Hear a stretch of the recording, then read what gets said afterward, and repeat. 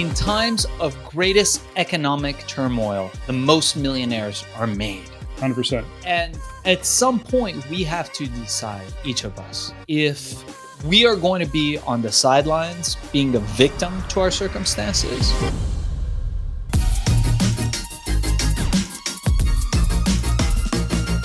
Shaahin Cheyenne, welcome to the Everyday Millionaire podcast. Thanks so much for joining me. Yeah, thanks for having me on. I was just thinking like everyday millionaire. And I'm like, man, well, first off, $1 million obviously doesn't mean as much as it used to. And secondly, I think if you've made $1 million, you are far from the everyday normal person. And I know those are the kinds of people you have on your show. So it's a misleading title, but I like where you're going with it. Well, you know something, when I first came up with the show, like this is into our 8th year of the show, I think somewhere in that neighborhood anyways, uh, I was realizing that I knew so many people who had achieved that at one time unachievable, seemingly not unachievable, but one of those seemingly difficult goals, which was to have a true net worth of $1 million, not including principal residence. And I realized just how many people that I knew that actually had achieved that and had just been really quiet about it. So it was just like, they're just everyday millionaires, people that have got great businesses or fantastic careers who've done some really cool stuff, but really people that have gone on to do above, the seemingly ordinary who have achieved extraordinary results. Hence, by the way, you're on the show. So the show is all about you. But to your point, $1 million doesn't seem like a lot these days, but it's still one of those goals that's really difficult for many to achieve. Yeah. I mean, look, if you're in Los Angeles, that's solid lower middle class. And it's very hard to live the rest of your life in any level of comfort for $1 million. Honestly is. Mhm. It is. But having said that, all of that aside, your bio is extensive, but it always is never quite as comprehensive, if you will, or I can never articulate it nearly as well as my guests can. So, given what you have going on and the shifts and changes that you have on a kind of an ongoing basis, uh, when somebody asks you, what do you do? What's your answer these days?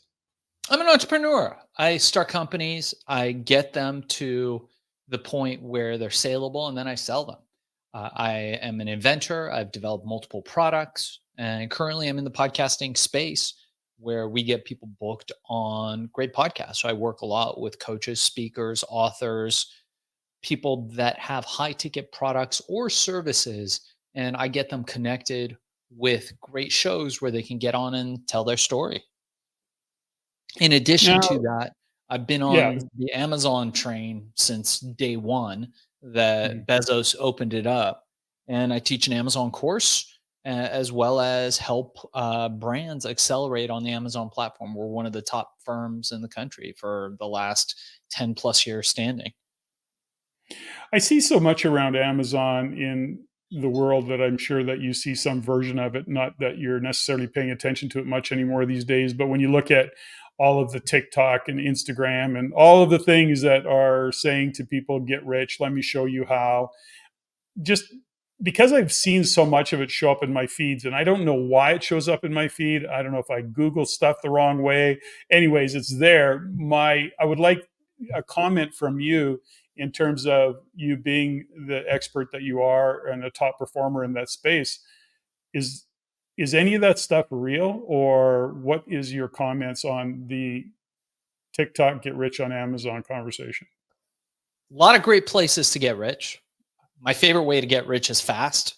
So far you've got me on all that stuff. Way beats slow rich. Fast rich is the best way to go. Amazon's probably the best way to get rich fast. Oh, Now, interesting. what that means is not that you don't have to work. What that means is not that you don't have to take risk. What that means is not that you have to think intelligently.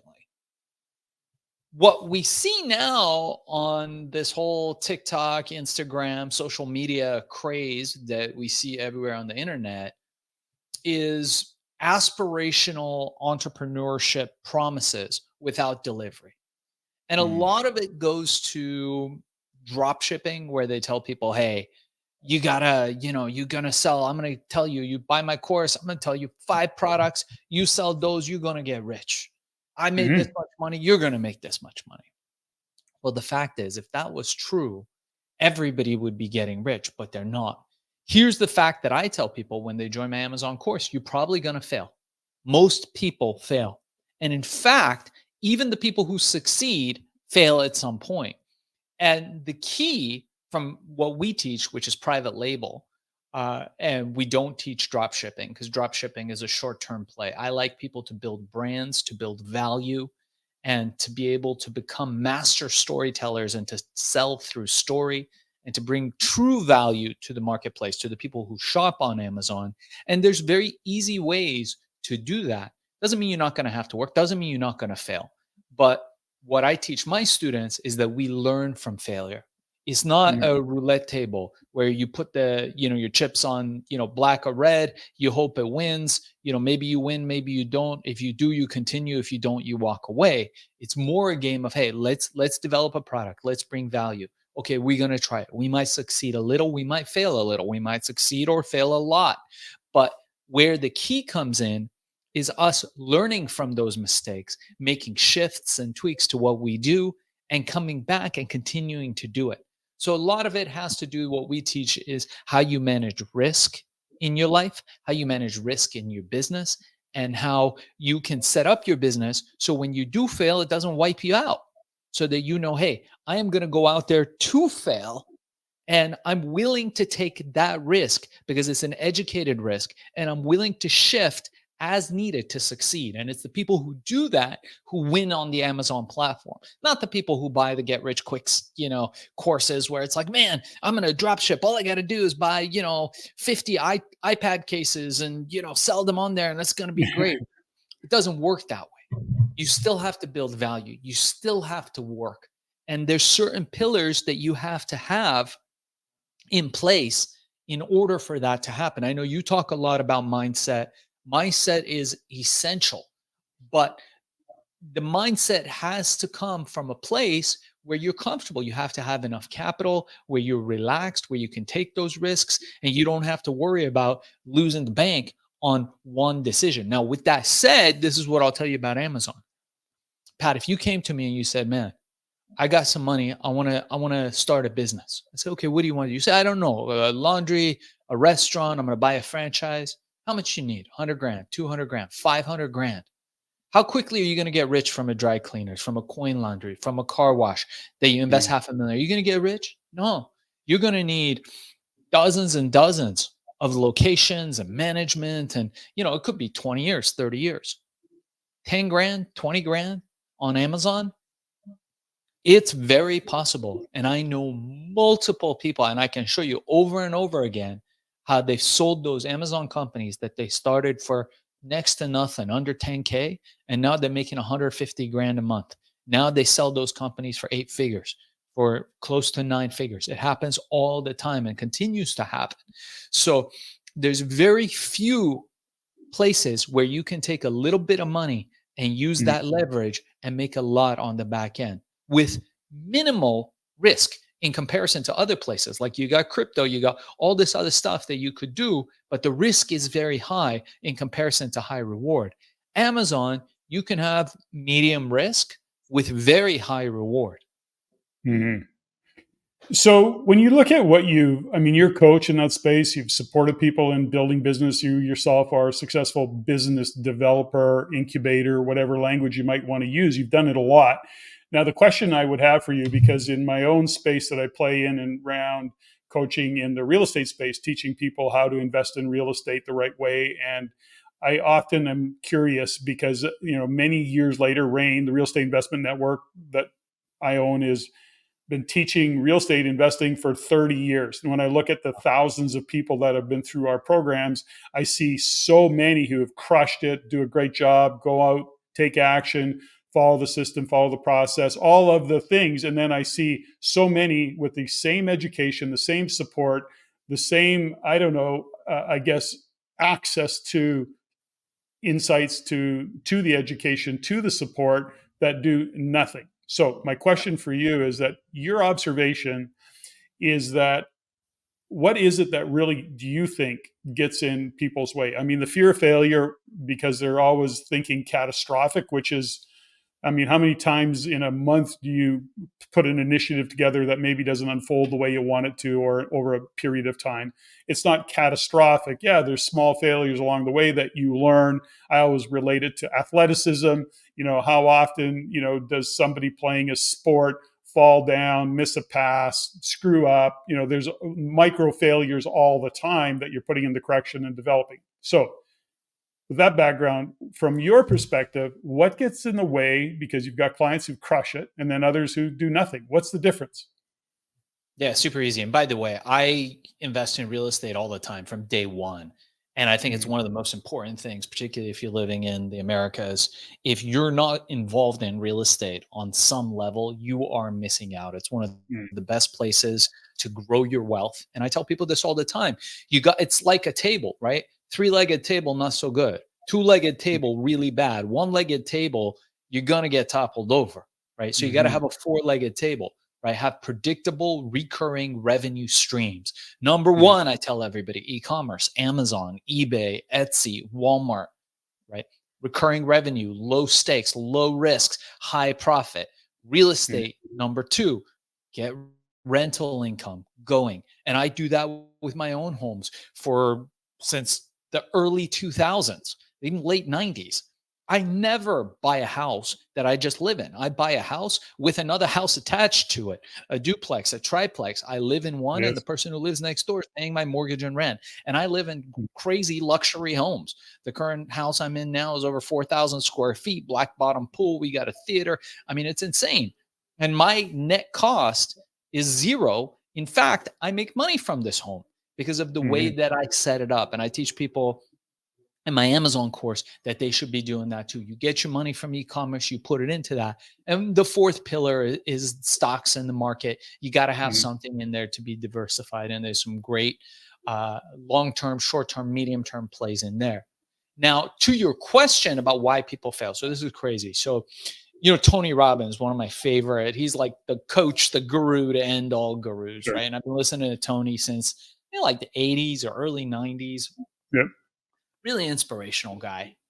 And I like what he says and the way that he talks. I find him really one of the best inspirational speakers out there. But I remember my parents used to love going to garage sales. You got those in Canada. What do you call them? Boot sales over there? I don't know. Yeah, they're garage sales. Yep, same thing. Yep. Garage sales. Okay. So they love going to garage sales. And we go to garage sales. We grew up, my folks bought a house in an area in LA that was a poor middle class area that up and came very fast and became one of the premier areas in LA. We would go to these garage sales and I would notice all these. Remember back when self help stuff came in cassettes? And it would be like sets of cassettes and then No, yeah. sets of CDs, right? And there'd be these like shrink wrap packages with like 50 CDs and 50 cassettes, and people would get those all the time. And I remember going to them, and the thing that I noticed is all these houses, all these people would be selling these, and the plastic wouldn't be open. The tapes would have never been listened to. It's true. And I remember my dad would collect these, and he'd buy them secondhand because we were poor, remember? And he would never listen to them. And I'd grab them and I'd always be listening to them and I'd be amazed. And then I heard a statistic, I think it was from Tony himself, was that over 70% of people who buy these programs never open them up. Mm, So I went through and took a look at that statistic, and I realized one thing that's very important. People pay for the sales process. And I don't know if you know this about your business or other businesses. Us as creators, as coaches, as instructors, as people who are helping people get up, what they're paying for doesn't start when they receive the logins. What they're paying for starts day one when you engage with them in any way. So mm, when you are on that sales call with them, they're paying for that. That is 100% paid for by what they're doing. Now, this is what happens to most people, Pat. They will get on the sales call. All their fears will come up. What if I fail? What if this is the wrong decision? I know I'm paying thousands of dollars for this. man, objection, objection, objection.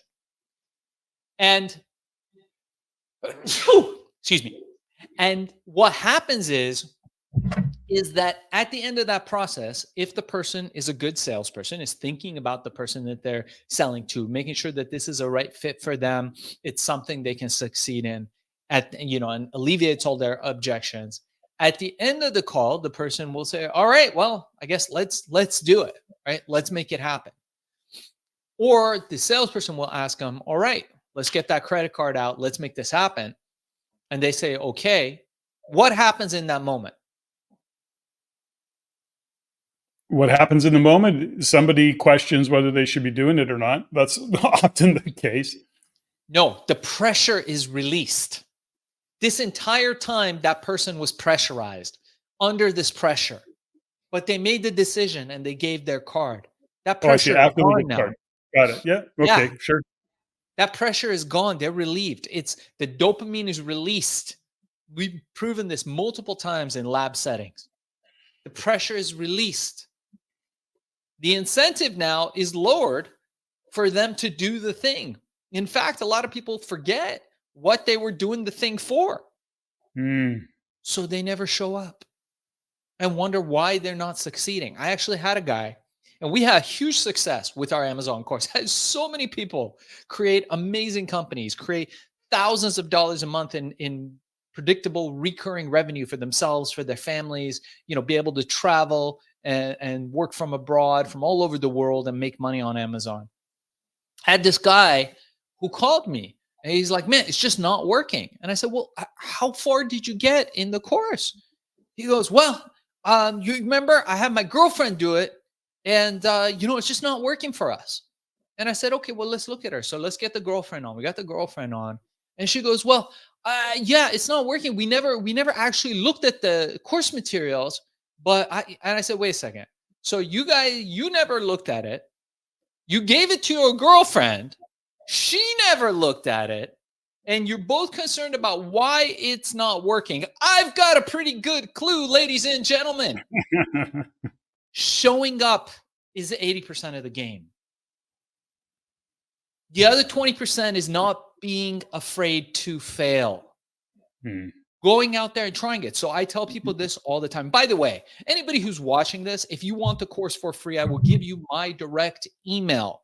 It is darkzess@gmail.com. Let's give that for free to everybody who's on your show, who's listening to your show, Pat, and just put Patrick Francey or Ted M, TEDM in the subject line. I'm going to give you guys the course for free. No obligation, no credit card, nothing. I just want to see you succeed.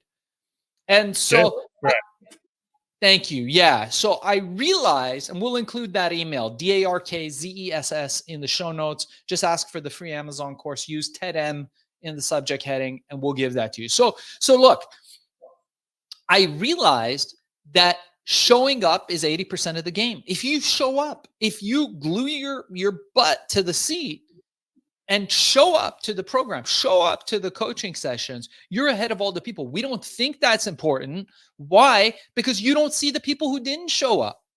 I train Brazilian Jiu-Jitsu, and we just had this big event here in Los Angeles, and a bunch of the guys from my studio went, they competed, and one of the guys texted me. He's like, man, I didn't do so well. I got the bronze, it wasn't, what I was expecting. And I said, no, buddy, you won. He goes, well, how could that be? This guy's got golds or whatever. I said, because you don't see the dude who had the same fears, who had the same objections, who had all those doubts in his head, who is now staying home watching Narcos on Netflix while eating something that's not good for him on the couch. You showed up, buddy. You win. You win. And you eventually will win. The guy that keeps showing up is the guy that's going to win. It's an affirmation to yourself that you can. Because here's what we know, right? If you try, you might fail 100%. But I can guarantee you this. I can't guarantee you that you're going to succeed. But what I can guarantee you is if you don't try, you 100% are not going to succeed. That's for sure. Guaranteed. So when you look at what's going on, in the world today, given macro issues, economic issues, all of the things that are happening in the world, when we look at, I think, different ways of driving income, and considering that, in this context of Amazon, and I'm just using it as an example, is this would be considered what, a side hustle, something for somebody to kind of build off of while they're building their career, or do they go all in? What's your kind of guidance around that? And the reason I'm asking the question is, again, is that what we're seeing and hearing a lot is the uncertainty economically of what's going on, the rising cost of living, whether that's Canada or the US, well, North America, well, global. Let's just call it what it is, global. But as it affects somebody in North America, for example, uh, is this a way to supplement income in a powerful way? Yeah, totally. Look, I don't subscribe to that. In times of greatest economic turmoil, the most millionaires are made. 100%. And at some point, we have to decide, each of us, if we are going to be on the sidelines being a victim to our circumstances, or if we're going to go out there and profit and capitalize on whatever is going on in the world. There's war, sell war things. There's peace, sell peace things. It doesn't matter. You can sit there and turn on the news and listen to all the noise and watch TikTok and watch all the people complain about that stuff and allow that into your sphere of influence. And it's very real.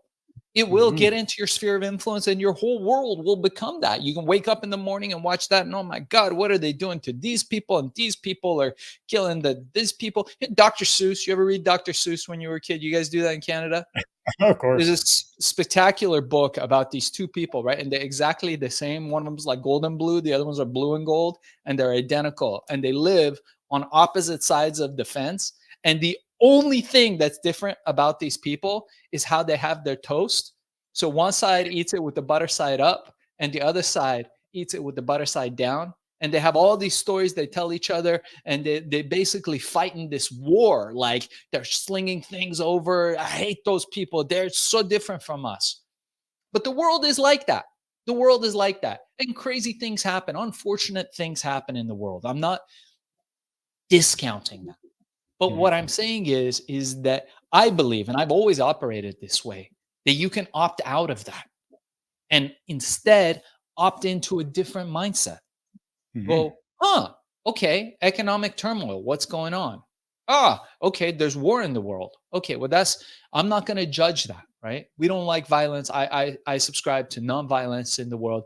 I'm all for love and peace and harmony everywhere. But you can create peace in your own ecosystem and you can create a bubble and live in that bubble the rest of your life. And in 3 generations, we're all freaking going to be dead and forgotten anyway. Everybody you Mhm. know is going to be gone in 3 generations. So none of it's going to matter anyway. All that matters is in this moment, how you live in. And I truly believe that you can't live well unless you have money and can be abundant and help the people around you. And you got to do that. You got to build stability in your life.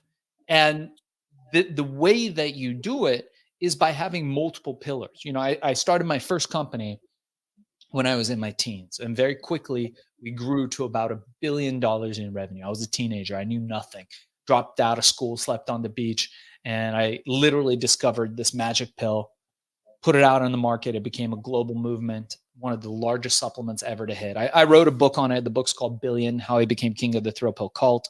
Paris Hilton's company is producing the film. It comes out in the next year or two, about the whole story of that.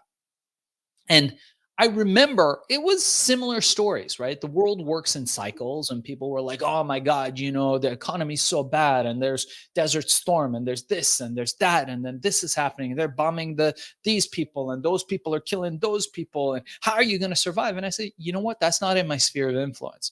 And I tell this story, I think it's really interesting. I've been researching Irish folk tales lately. I'm fascinated by these folk tales. So you've heard of leprechauns before, right? We've all heard of leprechauns. Sure. Yeah. This is very interesting to your point about mindset. So I studied kind of the story of the leprechaun, right? And what's the leprechaun got that everybody wants? Gold. Pot of gold, right? It's got a pot of gold. Hmm. But every time you try to get to the pot of gold, the little guy deceives you. He's a hardworking guy. He shows you that he's hardworking. He's a shoe cobbler, constantly making the most perfect, the most pristine shoes. He's a hard worker. That's what's important, right?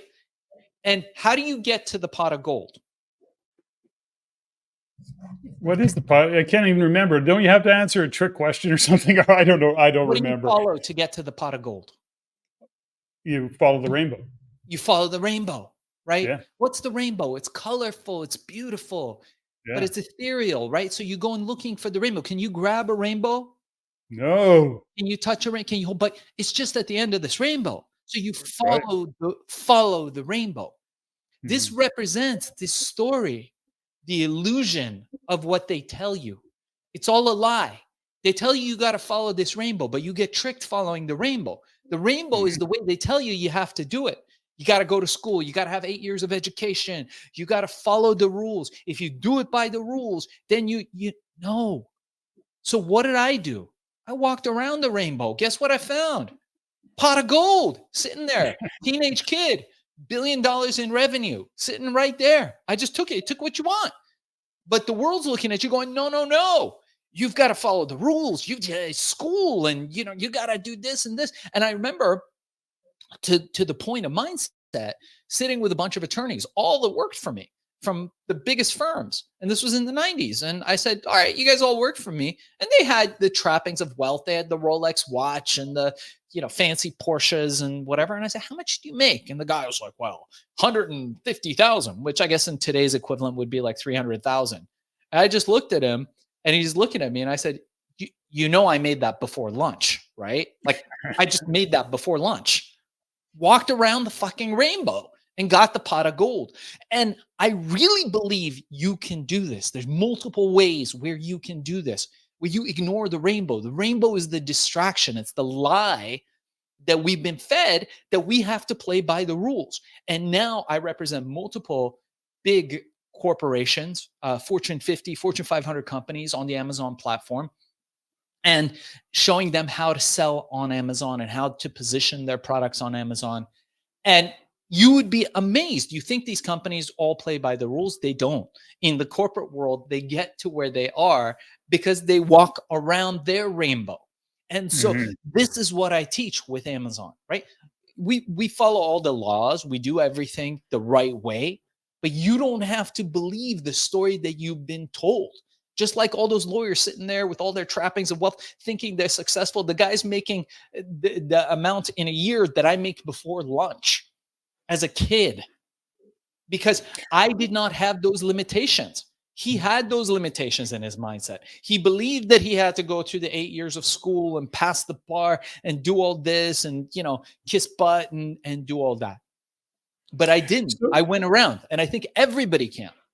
okay, but let's unpack. You've said a lot, so I want to unpack a little bit of what you've said here. And I've got a couple of questions that come up right away, which is, you started as a young man to get that. So let's start with that question. I've got a couple others that I want to lead into, but when you think about what you were doing as a young man, I think you said 16, somewhere in that age range. How do you get there? Most people aren't wired that way. So, in other words, do you look at it? I always ask the question, is it nature? Is it nurture? Were your parents' background that way? What inspired you or what drove you to take that path of entrepreneurship to see the world through a different set of eyes? Literally, was it nature or was it nurture? Was it because you were put in a precarious position and you had to come out of it and it was either survive or die? What was your kind of inspirational or motivational drive that got you going to where you went? Good question. I'll answer it in one word: hunger. Hmm. I was hungry and people could see it, people could smell it. And as I went through, I realized that the path that was laid out for me was bullshit. That I didn't want to do that. I didn't want to play that game. And I looked Now, was around me that? and I said, well, But sorry to interrupt, yeah. Shane. Was that a realization that you had, or was it Did you have a mentor along the way? Did you have, like you say, did you have a father or a mother said, listen, we don't play by the rules. You don't need to play by the rules. You don't have to necessarily break them, but you don't have to play by those rules. What was it that kind of was, or did you just come out of the chute with that attitude? No, I didn't come out with the show. I was always a aspirational person. I was always Hmm. a reflective person. I studied Eastern mysticism, martial arts, all those kinds of things as a kid. I did. Okay. Yeah. But growing up, I grew up in a fairly conservative family, Hmm. and there was really not many paths. We were poor. There weren't many paths for me to achieve wealth. And I looked around me, and as the neighborhood shot up, and I saw people in fancy cars and living the good life, so to speak, there was no path for me to achieve that. So Hmm. speaking to my parents, they're like, "Well, you got to become a doctor, a lawyer, and that's the way you do Go, it." go to And I school. said, Yeah. yeah, and I was like, "You know what, man? That's bullshit. I don't wanna play by those rules. I don't wanna play Mhm. that game." So I left. Mhm. I left home. I burned all my bridges. Mhm. I burned my ships like Napoleon did, Mhm. and decided, "Hey, I'm gonna sink or swim. Let's go." And I was hungry, literally, figuratively, emotionally, in all ways. I was hungry, and I Mhm. used that hunger as propellant. I used it Mhm. as a way to propel myself forward. I literally wouldn't eat until I sold things, and I would sell. I would go out there and I would find things to do. And I got involved in the electronic music scene at the time. From there, I got involved in the supplement that I was selling that became a $1 billion product. From there, I went on to creating all the technology for digital vaporization. I patented that. That company went public. I exited it.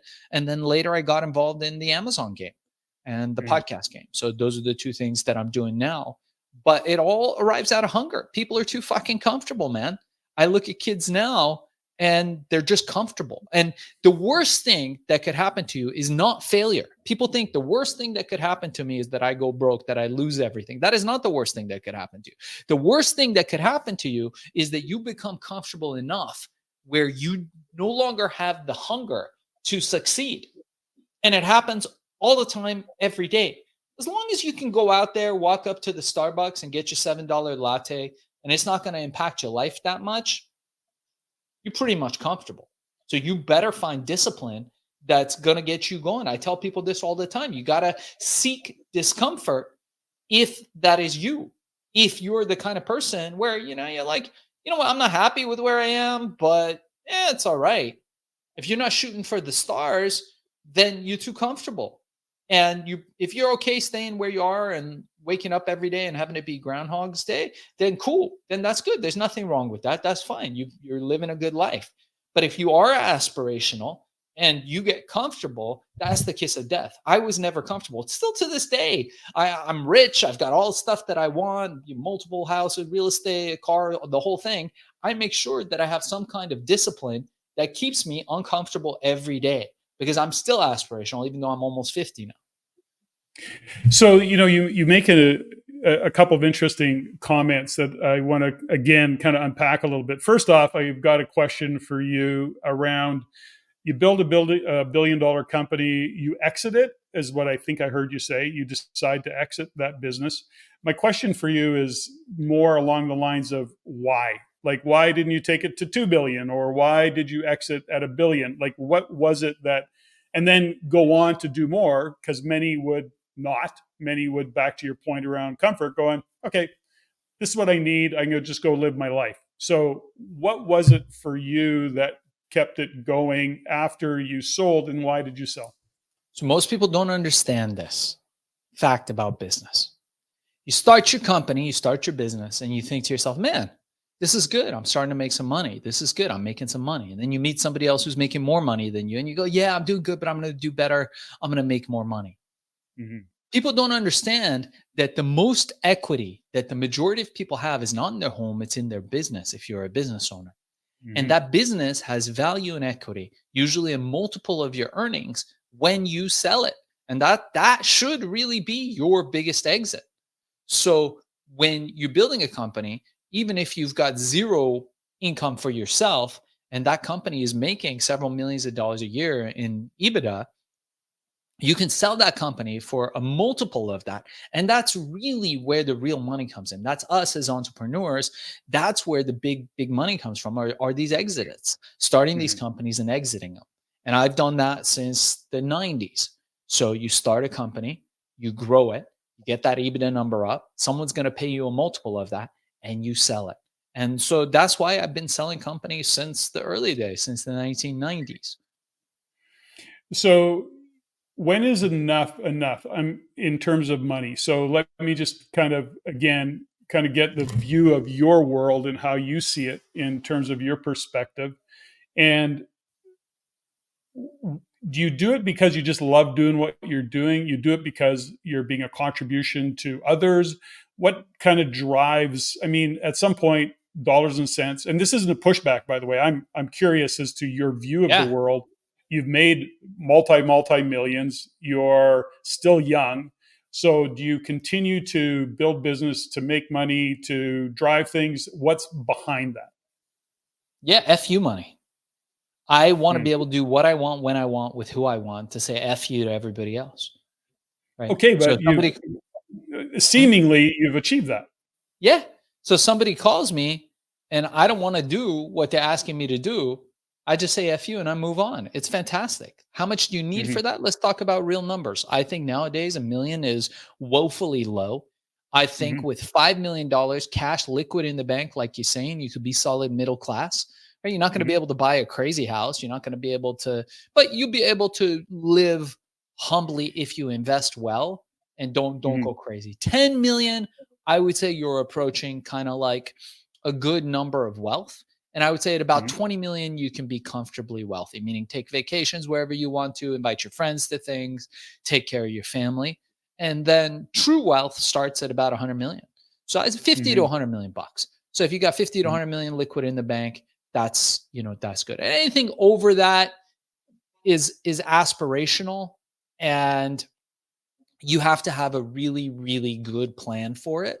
And I know mhm, people, so many people at that level. And like, what do you want? Do you want to have a jet so that you can just go whenever you want, wherever you want? Do you want to take all your friends? Do you want to buy houses for your close friends and family? What is it that does it for you? Do you want to do philanthropy? Do you want to impact the world? Right? How do you want to operate in the world? So what's enough is relative to who you are. And look, I've spent years traveling, studying with indigenous people who have literally less than nothing, people who live off the mhm, jungle, people who live off the land. And I think depending on your lifestyle, you can just be okay with less. That's one way to do it. I'm not a materialist type person where I'm constantly striving for bigger, better things, but I like having bigger, better impact and being able to influence people in a way that improves lives. And that's been my path since the 90s. If before I mhm. knew it, that's been my path. And so that's what I'm doing now. And the more money you have, the easier that gets. So is there like a cap or a limit? I'd say no, but I think I gave you some good guidelines of like where people want to be. And I don't think Yeah. getting a million in the bank is highly aspirational. That's highly like lower middle class nowadays in where I live. You can travel, you can go to places, some parts of Europe, Asia, different parts of the Middle East, and you can live very well on that. So, but Mhm. in the Americas, that's starting to get very difficult. So I rarely ask this question of any guests, but I do feel compelled to ask you the question, given what you've laid out so far. How do you define success for you? So, are you asking me personally how I define success Yep. for me? Personally. Yep. For you. I think it was this one and the same that I just described, being able to do what I want, when I want, with Mhm, who I want, having freedom of time and resources is mhm, success. I got mhm, I got buddies that are successful by some measures, and then I look at their calendar and I'm like, holy fucking shit. Like it's 50 different colors of the rainbow and every minute is like accounted for. Like yeah. me and you had a call earlier this morning, like 4 hours before.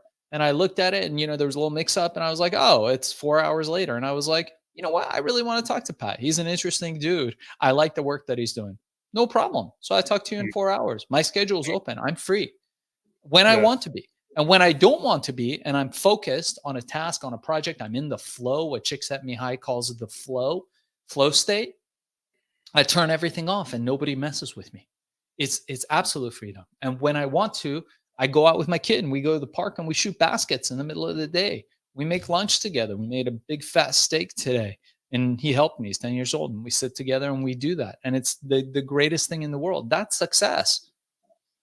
But Hmm. if you're an entrepreneur and you're somebody who has built yourself up from nothing, I think a lot of times we get lost in what people have.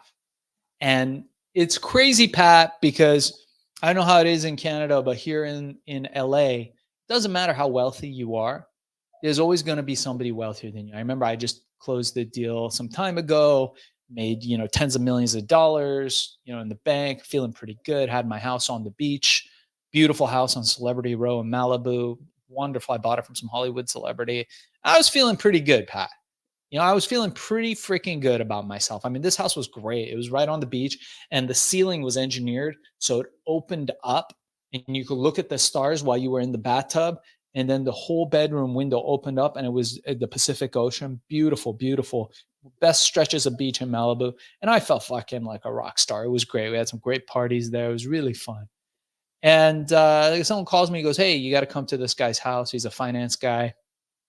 I said, "Cool. Yeah, let's go." It's a dinner. I go to this guy's house. Pat, I'll tell you, we got in a golf cart to get in a golf cart to get to the dude's front door. It felt like 15 minutes before we hit the front door. The Sure. freaking driveway was so long. And then we get to the guy's house and he's got 4 levels of waterfalls that you go into before you reach his front door. And he had parked there Lamborghinis for like it was like every Italian car had a space in this guy's garage and he didn't care. He had Sure. artwork from every named person on the planet.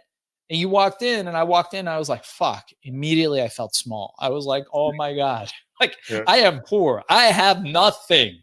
And then I'm sure there's somebody who's looking at me all as like thinking one day they're gonna have the house. So the point is you can't measure yourself by other people.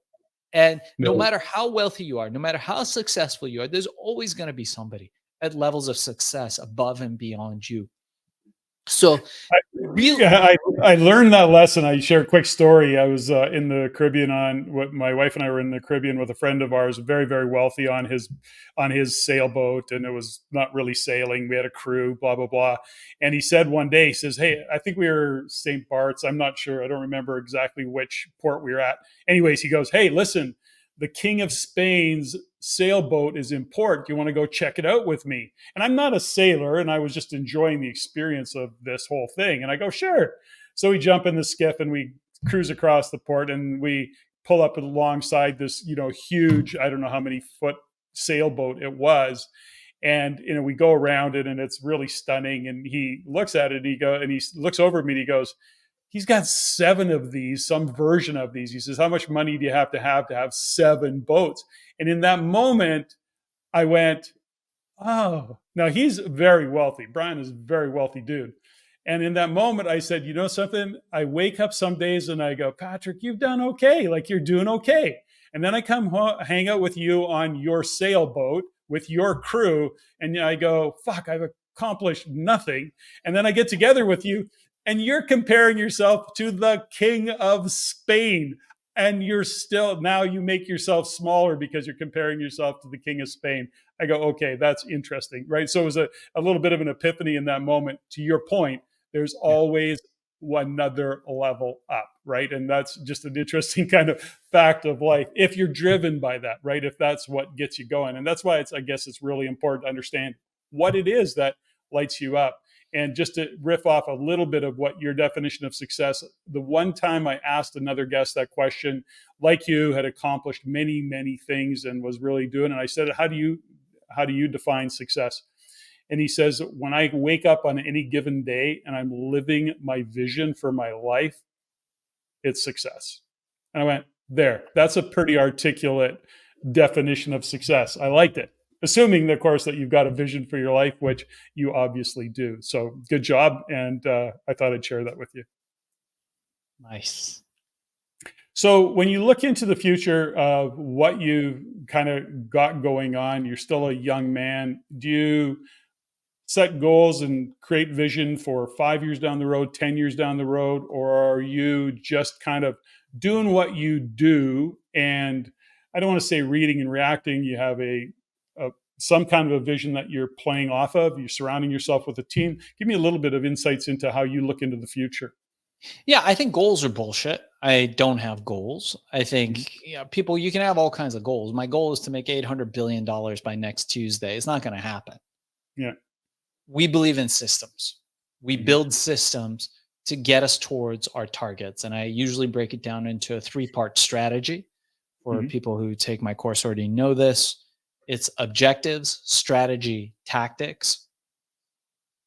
Objectives, what is it that we want to achieve? Clearly defined it. What are the strategies we're going to use to reach that objective? And then that breaks down into tactics. What are the tactics that we're going to deploy to execute on that strategy? So it's a three-part plan. And we do that every step of the way. So rather than saying, man, I want to make $8 billion by Tuesday, and you go, all right, dude, how are you going to do that? Oh, well, what are you going to do? Buy a lottery ticket? Don't work that way. What we're going to do is say, okay, this is our target, is to get from 1 million in revenue to 10 million in revenue, or from 0 to 1 million in revenue. And the way we're going to do it is we've tested out 3 types of social media marketing. We've got the Amazon store set up. We've tested 3 products. We've gotten to this much in sales. And we know if we try this, this, and this, that there's a chance we can increase it by 20% week after week. If we continue to do that, we will reach $1 million by the end of the whatever the period, the quarter, whatever. So we're going to execute that. And then if that goes wrong or changes, here's our backup plans. And then you go, go, go. There's no goal. Mhm. We're working towards a strategy that we're executing that's based on an objective that we've clearly defined. That's how you win. Beautiful. Well, and again, it's not, I'm just curious as to, given who you are and what you've achieved, what is the kind of thought process behind it all? That's why I get into that kind of question to unpack it. It leads me to a question around, you know, you are who you are. You've been that entrepreneurial spirit. You are driven for all the reasons that you've been driven. When you look at all the people that you've worked with over the years and in your own coaching, is everybody cut out to be an entrepreneur in your world? I see No. that people just aren't. They're just, some of them are not wired to be entrepreneurial. Is that your Yeah. experience? Yeah. My one of my biggest mentors always told me you need people to drive the buses.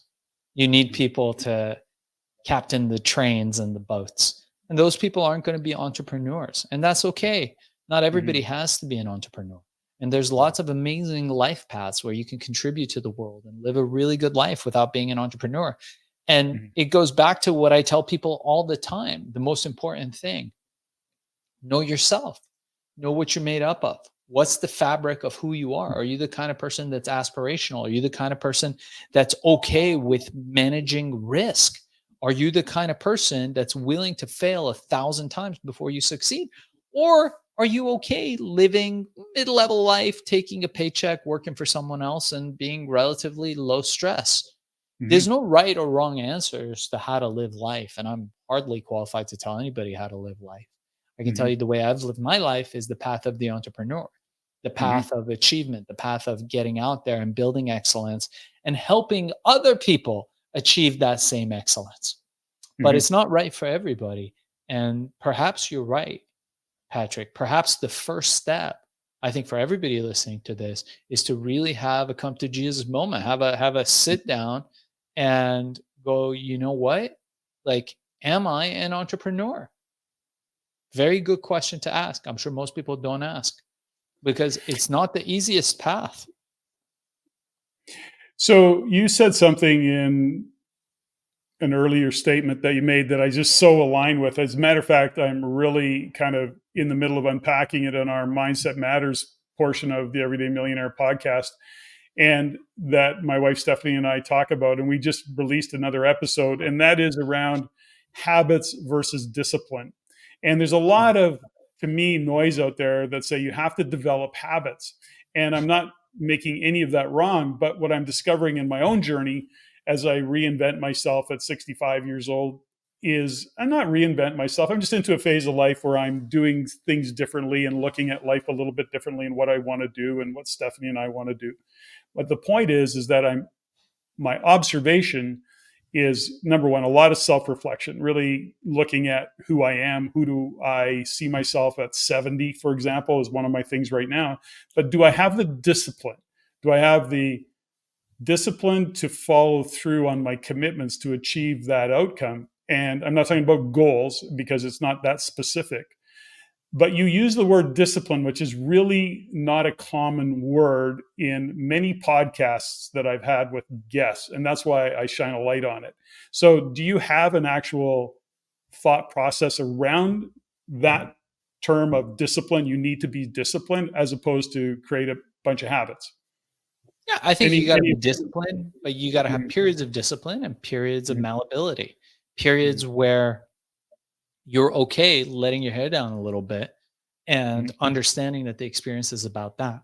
But in general, as somebody who is aspirational, somebody who is self reflective, it all comes back to keeping yourself in check, mhm, staying humble, but at the same time, keeping a discipline where you're seeking discomfort. And that discomfort is so important. You know, you go on vacation, people do this all the time. By day two, they're freaking exhausted from laying on the beach because they're bored. Right? We they're go on bored. vacation, we work out, we go on adventures. By the time we come back to the hotel, that dinner is the greatest thing in front of us, even if it's not that great of a meal. It's Oh, amazing because 100%. we've earned it. Yeah. And I think life, the appreciation of life comes from doing difficult things and Mhm, winning in the end. And most things that are worthwhile come through this discipline. It's the most important thing I feel that makes up my character. Being able to defer gratification, being able to be okay being cold, be okay being hot. Be okay being wherever you are because that brings calm and the closest you will ever get to certainty in an uncertain world. So when you look at what you just talked about is the discomfort of things that happen, you look at discomfort and you're just comfortable with the discomfort. That is part of what you've done in terms of your own development, perhaps. Or maybe, again, this goes back to, are you wired that way? The question I would have for you, given who you are and how you occur, is when you look at your own development, has it been really intentional? Like, do you kind of look at that self-reflection? Do you study leadership? Do you look at your own personal development? Do you look at and say, okay, what are my blind spots? How can I be better? Who am I as the leader of my team? Do you contemplate those kinds of things, or for you it just is, I am who I am, this is the way it is, and this is how I do it? Like, is there something there that you would share? I think it all comes back to self reflection. And self Mhm. reflection comes back to knowing yourself and knowing who you are. There's some great books. There's one by this guy. What is that? Out here? I think oh, there it is. Rolf DeBelly called The Art of Thinking Clearly, where he talks about logical fallacies. And I was thinking, why am I so fascinated by this book, The Art of Thinking Clearly? And I'm like, oh, it's because when we know that we don't know, and we know that the things we don't know, we become closer to knowing the things that we do know. And Mm, self knowledge is probably the single most important aspect of discipline.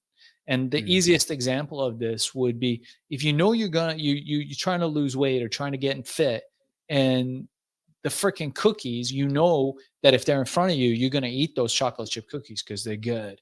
They're Tates, they're made with butter and the best sugar, and you get those things in front of you, you're gonna eat them. You're not gonna say no. So keep the yeah, fucking cookies outside your house. Don't totally. keep the cookies right in front of you. Yeah. You know yourself, right? It's that self-knowledge.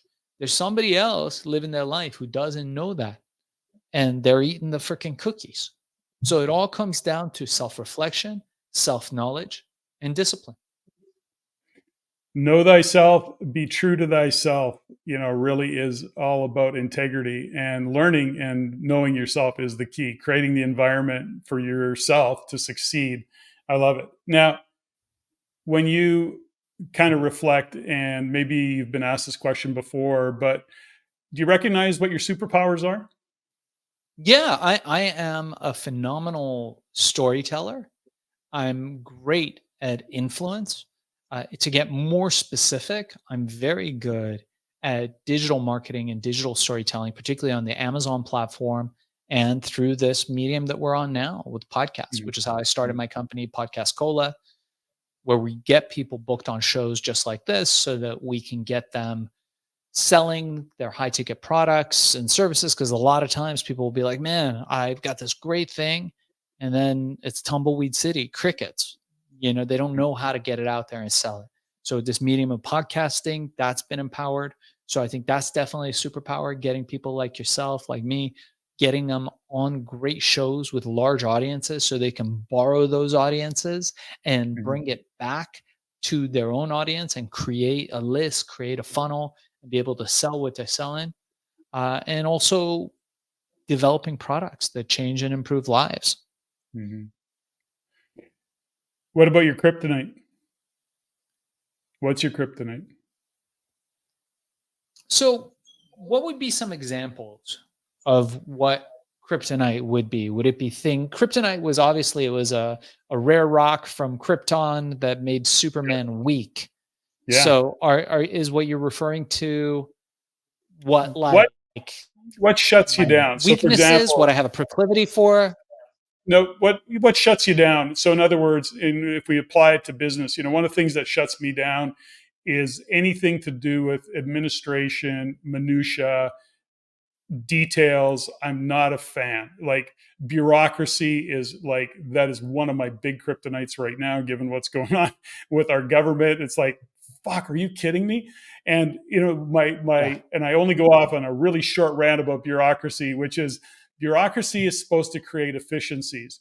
But if bureaucracy actually created efficiencies, they would in fact be putting themselves out of a job. Yet bureaucracy begets more bureaucracy because nobody wants to take responsibility or be held accountable for results. So they can offshoot it by bringing more people in. So that's a whole rant about bureaucracy. Drives me crazy. There is a space for it. That's my kryptonite. The point is, around it is, I'm an asshole when it comes to bureaucratic things. Like, I'm just an ass. I don't sure. have time for it. It annoys me, and I think it's a waste of time. So I have to really breathe through it. That's my kryptonite. That's an example. Yeah, I think disharmony is what you're Mm, relating to.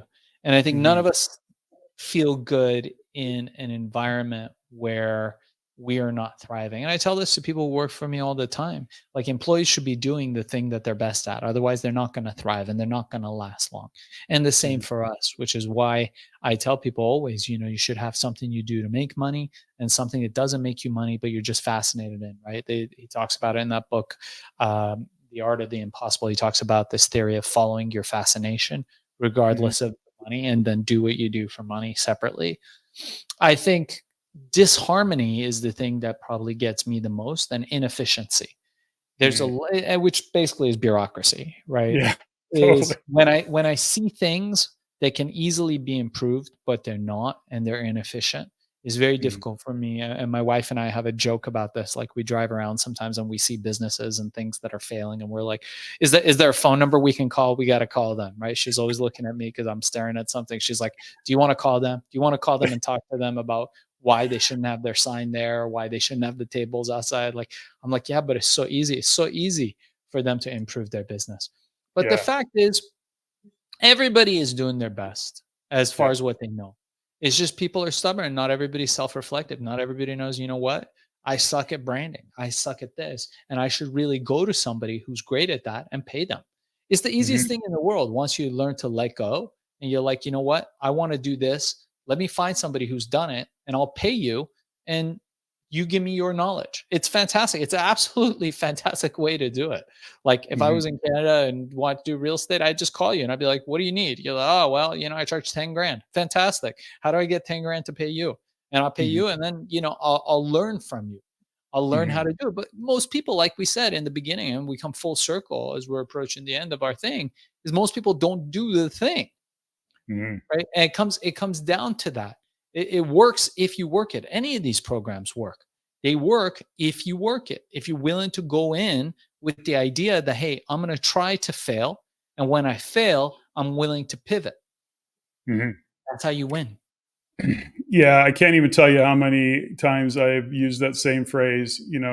Anything works when you work it, and you have to be willing to work it or let it go. If working it isn't working, then let it go. But that's a decision that you have to make ultimately. And That's right.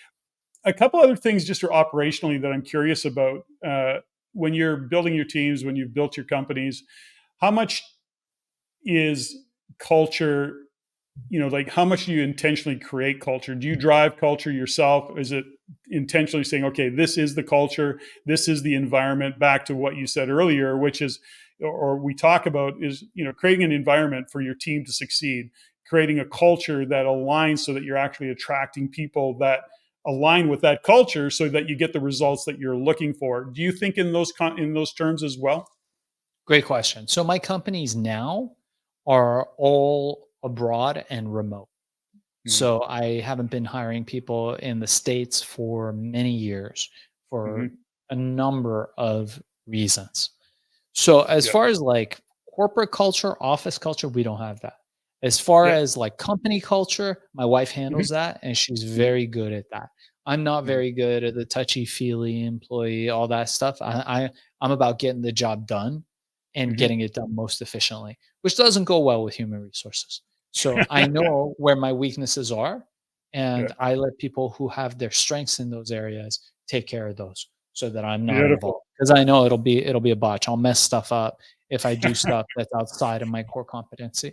Well, know your strength, right? Know your Yeah, superpowers and the not so superpowers. That's awesome. that's right. So you've Yeah. been really generous with your time. So many great takeaways in all this. As we start to wind down, I just do a few rapid fire questions, have a little bit of fun. They're often not as rapid fire as we think they should be. But are you ready for some quick questions? I was born ready, man. Let's go. Born ready. You're born ready. Okay, simple one. Apple or Android? I'm an Android guy. You're an Android guy. Geez, you know something? You're one of the rare ones, but okay. Most people drink the apple Kool-Aid, and that seems to be, no, they shouldn't say that. Most. I think statistically most. The data would support it. Now, did you make a conscious choice around Android over Apple? Is there a reason Oh, that you I have didn't go I with have Apple? both. I just like Yeah. having the openness of the operating system and the flexibility. I mean, we operate a lot of different systems, and I love the Yeah. ability to have more openness of the infrastructure that you don't have with Apple, With Apple. unfortunately. But they make Yeah, beautiful products. they do. Fantastic. Now, was there a book that you read that was pivotal, or is there a book that you recommend or that you gift aside from your own? Is there a book there that stands out for you? Yeah, I like Richard Koch, 80/20. His book, Unreasonable Success and How to Achieve It's pretty good. I think it's pretty Mhm. appropriate for Mhm. your show and the guests. So I would recommend that. And then Mhm. Thinking Clearly is another one that I think is good Mhm. by Rolf Dobelli. Mhm. Did you ever read the E Myth or the E Myth Revisited? I think a long time Michael ago. Ger You'd Yeah. have to remind me about it. He really just talked about the difference between a technician and a business owner, a technician and an entrepreneur. What happens is many entrepreneurs or think that they're entrepreneurs, but they're really technicians and they're in their business and they're always Mm, working in their business. So all they've done is really develop themselves a job as opposed to growing a business, which is kind of along the lines. That's why I was asking the question, because that's basically philosophically right in line with what you talk about. I agree. Yeah. Cool. Favorite movie? Godfather. Godfather. That's an oldie. Good one. Your desk, your room, or your car? What do you clean first? Car. Okay. Oh, okay. Now, are you a car guy? I am. Like, yeah. And do you have a favorite? Porsche. You're a Porsche guy. Okay, love it. What are you grateful for today? My family. Beautiful. I'm always grateful to have the opportunities to talk to some amazing guests, some interesting guests like yourself. I appreciate your time. I am grateful, like you, for my family and for being as healthy as I am and the life that we live. And so, thank you very much for joining me on the show. Thank you, Patrick Francey. I really appreciate it, man. Beautiful.